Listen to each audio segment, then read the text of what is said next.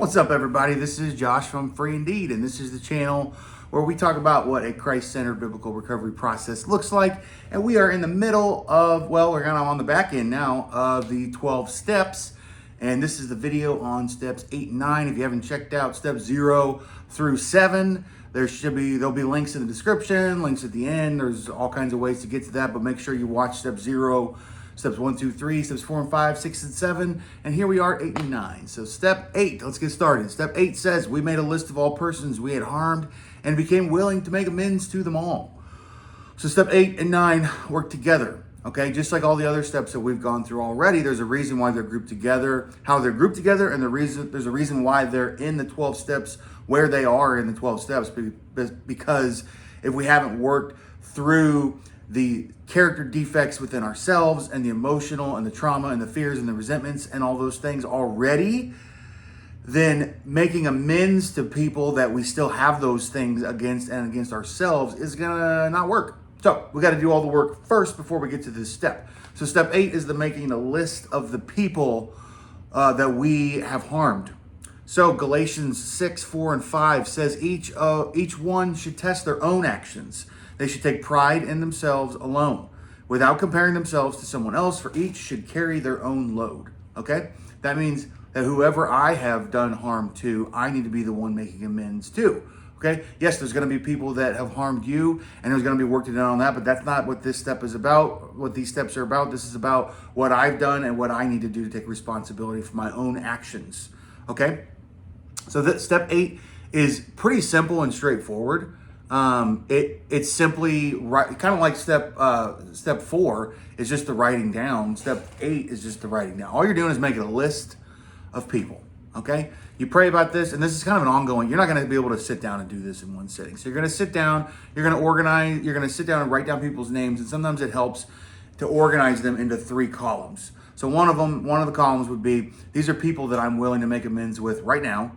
These are people that I'm willing to make amends with later, and these are people that it's going to be very difficult, if not possible, that maybe they've passed away, maybe it's dangerous, we'll get to that, maybe it's not good for you right now, but those are the 3 columns. You can start writing the names down. So during this process, we need to be aware of loneliness or isolation, because sometimes working through this process, we can start to feel shame and guilt from a lot of these things that we're thinking of, and that the devil is going to use that against us. And we need to make sure that during this process, we stay connected to our sponsors, stay connected to our church, stay connected to our recovery group, our friends that are healthy, all those things that are great for us, because if we don't, then this step, a lot of people can get stuck on this step because they are not emotionally well enough to work through it because of shame and isolation. So just something to keep in mind. All right. C.S. Lewis says, you can't change the beginning, but you can start where you are and change the ending. Okay? Pretty self-explanatory, and I love that quote. That's what this step is about. It's about starting where you are and changing what's going to happen. Okay? So step 8 is writing down the people that you've harmed, and you've decided to become willing to make amends to them. Now we're on to step 9. Step 9 is where the action is tied to step 8. So step 9 is we made direct amends to such people that we wrote down wherever possible, except to do so would injure them or others. Okay, there's that caveat on the end. But for the most part, don't use as an excuse, by the way. You're going to have to this is going to take some courage, and this is going to take some willingness, and this is going to take some honesty and some open-mindedness and all those things. The how acronym, honesty, open-mindedness, and willingness, is going to take all those things working together. So the first thing to do when you get into step 9 is to take time with your sponsor to consider the potential consequences of apologizing to each person in step 8. Okay, you need to thoroughly go through, like you did with the columns. Now you're going to go through the columns, and you're going to really analyze and start with the easiest ones, so to speak, and really start to figure out the process and the order in which you're going to do this. And some of that's going to come organically, and some of that's going to come immediately, and some of it's going to take a long time. Step 9 specifically is something that I still work to this day. In fact, just not too long ago, I ran into somebody that I had not apologized to, and God put it in my head. And in that moment, I said, by the way, I never apologized for what I did when I was drinking, and I just want to say I'm sorry. And if there's anything I can do to help us, our relationship, if there's any harms there, I'd love to talk about it. I'd love to work through that, and I hope you forgive me. And it ended up being a really healing conversation. But if I hadn't done this work already previously, I probably would have ignored it, or I wouldn't have even been aware of it.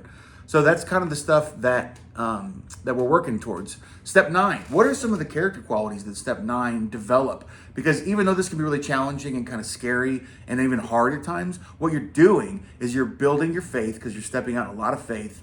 You're building dignity and purpose, okay? Faith, dignity, and purpose. So just a little bit at a time, we're growing those values, and our behavior starts to reflect it in the more that we work this process, okay? So what do we mean by except to do so would injure them or others? Well, there's going to be some people on your list that it may not be a wise decision to go to them directly. Now, there's other ways you could do this step, like writing a letter, a phone call, text message, email, one of those ways where you don't have to be in physical contact, where you just need to say what you need to say. There's also going to be people that you shouldn't say anything to at all, because it may be causing them trauma, right?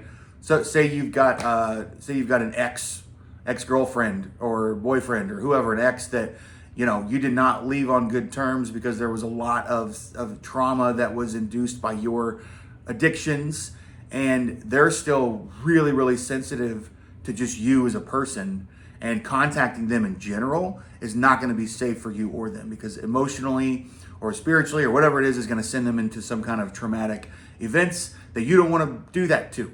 So you need to, again, you need to be really thorough about how you're doing this, and work with your sponsor and listen to them about how you're going to work through step 9, and tell the people and go to the people that you wrote down in step 8. So steps 8 and 9, they're pretty straightforward, but there's a lot that goes into them. So love to hear what you guys have to say. Ask some questions, leave some comments, subscribe, like, share, do all that kind of stuff. Hope to see you at a meeting. We will have times and locations listed below if you want to come to a meeting in person. And I really hope you guys are digging into your recovery Bibles and working on your recovery. So hope to see you later. Adios.